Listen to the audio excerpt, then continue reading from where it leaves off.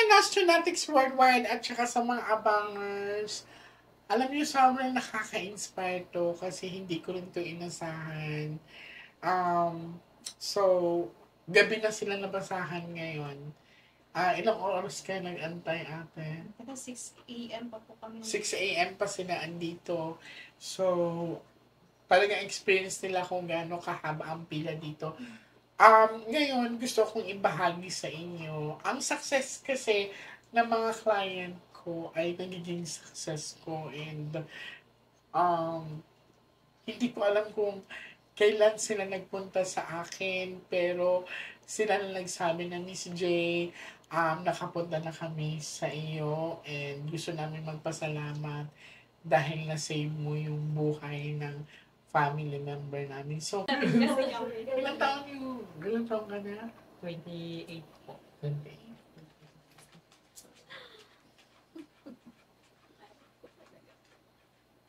At least nabawasan yung kalma na.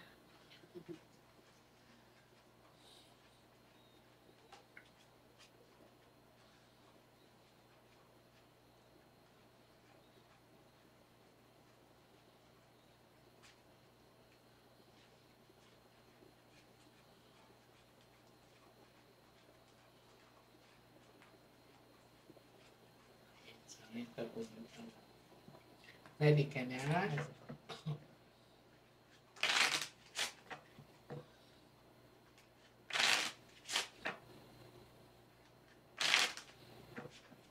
So, eto naman yung kwento na talagang hindi naman die, pero he's kind of weak daw nung pumunta sa akin, and surprisingly nakasurvive siya sa pinagdaanan niya.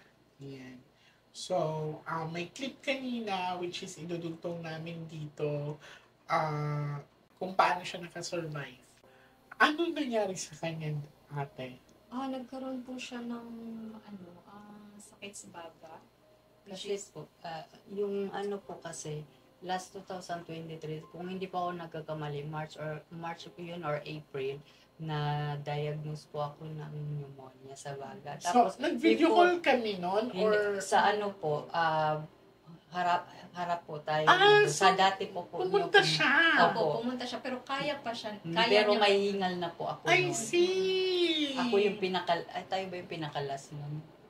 Sino kita matandaan, babe? Matagal na po. Pero grabe. Pangalawa, ako na po yung pumunta. Si Miss kasi Aya hindi pa niya namin nakaya. po nun.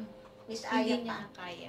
Wala na si Aya. So, nung binasahan ko siya, can you please give me a little parang glimpse lang or alaala sa first meet natin? Sa pagbasa niyo po sa akin, sabi niyo po sa akin, may problema po ako sa baga. At hindi ko rin po yun nakakalimutan na sinabi mo na may masakit dito sa which is tama na talaga po yun. Tapos may problema din po ako sa baga nun kasi may lagnat na po ako nung time na po yun. Tapos yung hingal ko po yun, medyo naghahabol-habol na rin ng konti. So parang nasa stage siya ng critical nung pumunta siya sa akin. Tapos pinabalik niyo po ako nun for cleansing. Hindi na po ako nakabalik kasi na-confine na po ako. Okay, na-hospital talaga siya. Talagang hindi na siyang makalakad. Hindi na ako makalakad. Ilang months ka sa hospital? Ano po, sa 2023 po, almost mga siguro 6 months noon, ginugol ko pabalik-balik sa ospital. Well, you know what? God is powerful talaga. Prayer is very powerful. So, again, ang mga ganitong sitwasyon ay masaya kong binabahagi sa inyo kasi marami naman tayong mga kababayan dyan, mga Pilipino na minsan nawawala na ng pag-asa na ayoko na pumunta ng doktor or I don't wanna live anymore kasi may sakit ako, so aantayin ko na lang kung kailan ako mamamatay. It's not like that. Mas masarap mabuhay. Lahat naman tayo talaga excuse me. Lahat naman talaga tayo magpapahinga. So, minsan nga, in my life, share ko lang sa inyo, nakakapagod talaga kasi ang layo ng binabiyahe ko. Pag ganun kasi ako, minsan inaano ng partner ko na magpahinga ka. Tapos, sabi ko, kaya ko pa. Kasi lagi kong iniisip na minsan masarap kasi magpahinga pag sobrang pagod ka. Yung pagkahinga mo, yung tulog ka talaga. So, sa atin, kung kaya pa naman natin lumaban at mabuhay, gawin natin. Kasi may purpose each and every one of us, meron talaga tayong purpose dito sa mundo. So, kagaya sa kanya, hindi siya sumuko at gusto kong magpasalamat sa pagtitiwala niyo sa akin. Okay? So, sa mga gustong kumontak sa akin dyan, you are free to message my admin. So, konting pasensya lang talaga kasi minsan hindi agad sila nakakapag-reply kasi sa sobrang dami. And gusto ko po rin babalaan kayo na mag-ingat kayo sa mga scammers kasi ang kakapal talaga ng mukha nila. Sobra. So, ginagamit nila po ang pangalan ng mga admins ko. Even me, ginagamit nila ako. Wala pa akong binibenta mga baraha, kandila, or ano man. So, kasi minsan nananakot sila eh. Tsaka hindi rin po ako nagagalit na pag hindi kayo nagpapabasa. So, again, ang mga admin ko po ay hindi po sila direct nagme-message. No? Sila po ay nagre-reply lang sa mga messages na nare-receive nila. So, magkaiba po yun. May mga iba kasi na nag-a-add tapos mini-message agad na gusto mo ba ng schedule kay Miss J, admin niya po ako. So, mag-ingat po kayo dyan, no? So, again, sa panahon kasi natin na ngayon, madami naman luloko. Pero, ito ang pinakamasayang araw ko na nakita ko si Darlene na is very okay. And, titignan namin kung ang susunod na pangyayari sa cards niya. Okay.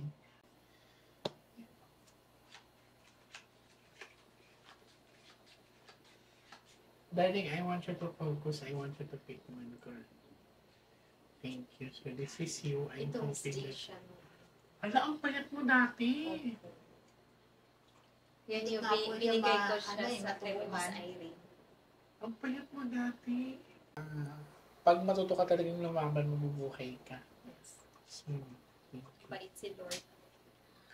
Hindi ka nang matubuhan talaga. Dasal-dasal lang. Nasaan talaga ate? Ako yan, ang dami ko nang pinagdaanan sa buhay. Cut the cards into three.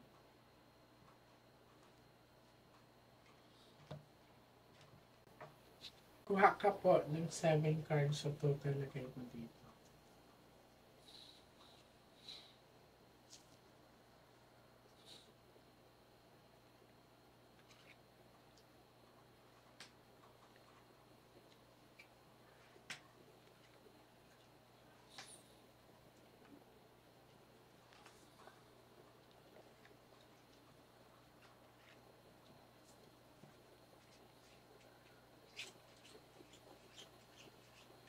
So this is you, darling. I'm hoping that this is a red card.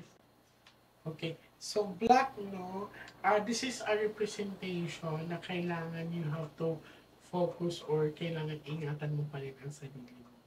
Kasi yung kay ate kanina, it's more about emotions sa'yo. Titignan pa natin. Nice. Uy, very nice. So, lumabas sa kanya ang Ace of Flower. Ang Ace of Flower kasi is, dalawa kasi ang mukha niyan. It's either tutubo siya or manalanta siya. So, since na hindi naman lumabas ang bad luck card, ang pinapakita dito, ang number 5 kasi is, number 5 kasi is kalahati ng number 10, which is, ang number 10 is highest number of the card. So, nang 50-50 talaga pala siya. Yeah. So, tapos ito, darling, I'm very happy. Lumabas na yung Ace of Flowers, so pausbong pa.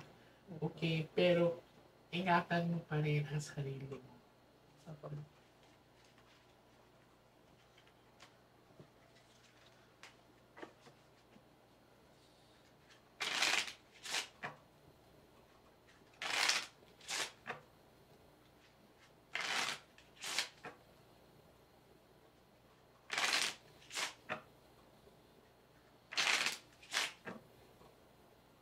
Cut the cards into 3.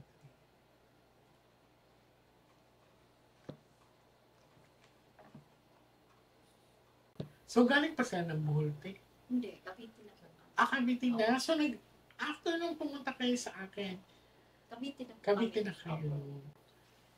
Kuha ka din ng 9 cards, so total lagay mo dito.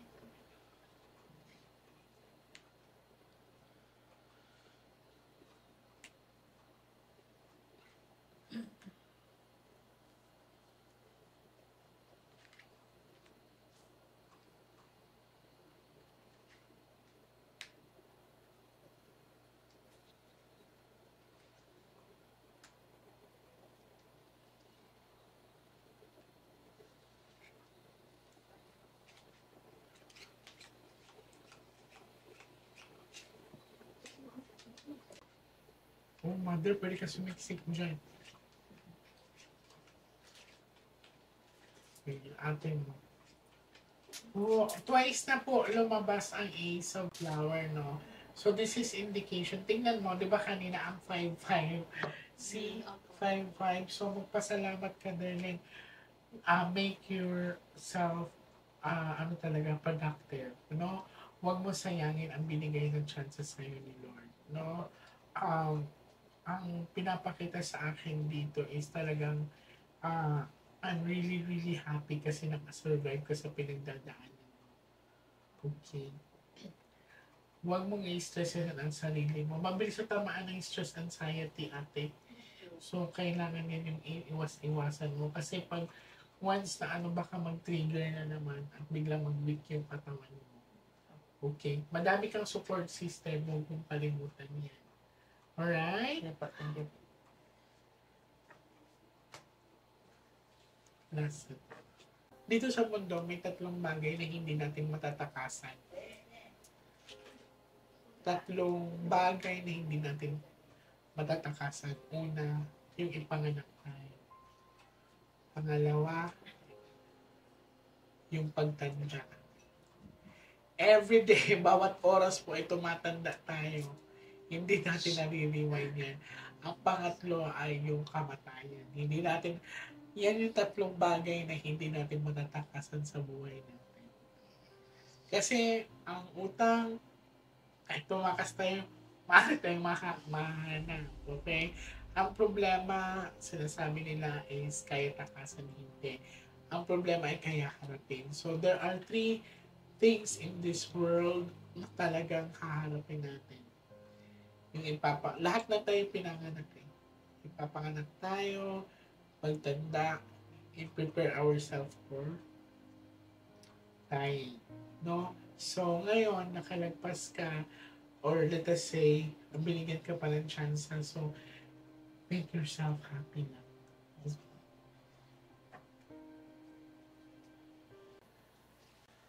Kuha ka ng last word card. Ako din, no, talagang, lahat naman tayo nagkakaroon ng problema. Dadaan talaga tayo dyan. Pero, hindi naman din ako yung tipong tao na palasing ba, yung luluhod ka talaga sa bakit ganyan. I have my own way how to communicate with God. Talagang pag hindi ko na kaya, doon ako sa sulok. The Lord, ikaw na bahala sa akin. Hindi ko na kaya, gano'n. Kaya minsan nga tawag ko sa kanya, Papa Lord. Papa Lord. Oo, that the prayer is very powerful.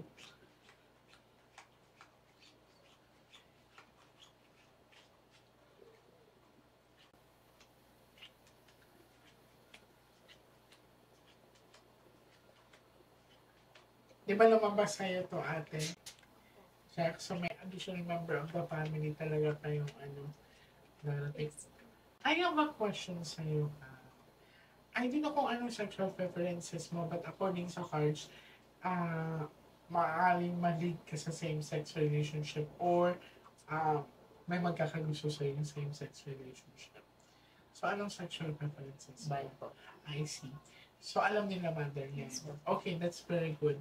Well, for me, you deserve to be loved and to love. Darling, huwag ka din matakot magmahal. Okay? Thank you po. So, mas maganda ding alam nila kaysa magtago ka. Kasi puro king and jack dyan na pinakita. So, couple and couple.